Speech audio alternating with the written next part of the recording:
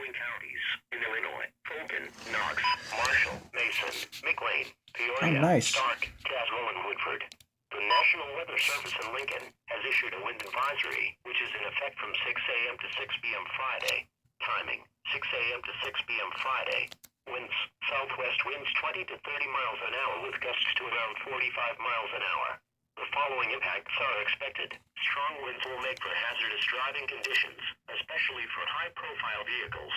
A wind advisory means that sustained winds of at least 30 miles an hour or gusts of at least 45 miles an hour are expected. Winds this strong can make driving difficult, especially for high-profile vehicles. Use extra caution.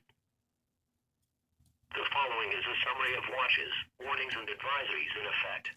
For the WXJ71 listening area, a wind advisory has been issued from 6 a.m. Friday until 6 p.m. Friday for the following counties: Fulton, Knox, Marshall, Mason, McLean, Peoria, Stark, Tazewell, and Woodford. And now... Hey guys, a quick update. We're supposed to... it's going to be like 64 degrees here tomorrow. It's going to be cool. Right now, it's like 73 degrees in Kansas City right now, so... You guys are getting some pretty warm weather out there.